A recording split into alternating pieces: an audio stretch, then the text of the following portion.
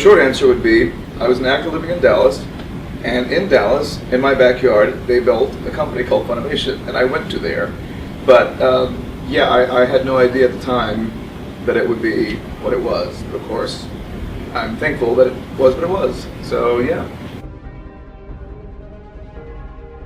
Video game voice acting, actually through a similar channel. I mean, I think the more you do, the more you get to do.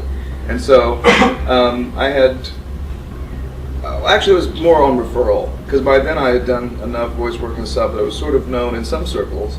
And then those people said, hey, I'm doing a game over here, do you want to audition for that? But it's always a case of auditioning, you're always auditioning, and I just started to do games. Sometimes there were games based on pre-existing animated properties that I'd done, like DBZ, Yu Yu Hakusho, Fullmetal Alchemist. Those were games anyway, so it was natural that I would go in for that.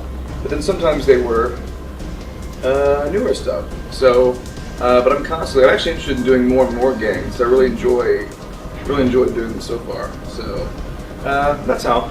In the face! Not so complex! Need it! Want it! Need it! Have to have it! The approach is the same as far as constructing a character. The only difference, the only difference might be that if you're dubbing something that's pre-existing, sometimes you're called upon to recreate the feel or even the tone of the actor that came before. Sometimes not, which is actually more freeing that way. But no, I would say that the way you approach a character and they're using all the stuff that you've learned in theater and stuff, it's really the same. You're just using a different part of you. Whether it's all of you on stage or just your voice or whatever, but you approach a character the same way.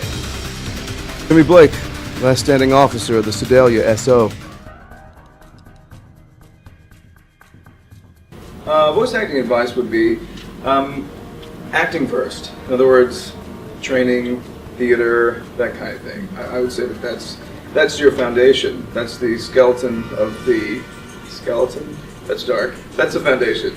You can't just say, for example, I'm fascinated by science and medicine, and I am fascinated by that, but I don't perform brain surgery at all because I would be terrible at it. And also I'm not trained to do it. But if I did want to try that, I would start, there's a massive traffic jam out there. I would start by training. So theater training is key, and then constantly auditioning and meeting different people who are in the same field that you're in, and just growing and growing and building and building. I would also say that if you're interested in a specific kind of voice acting, particularly in an anime, like anime dubbing, you would have to go where the work is, because you can't, if your town or close to where you live, they don't do a lot of it, then you have to go where they're recording it. So that's a big one too. That's a big risk, because in some cases people actually move to where they're recording it.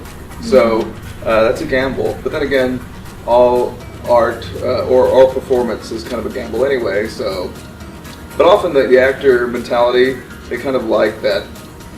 They like taking chances anyway, so it all works out. But yeah, I would say first and foremost, theater training, definitely.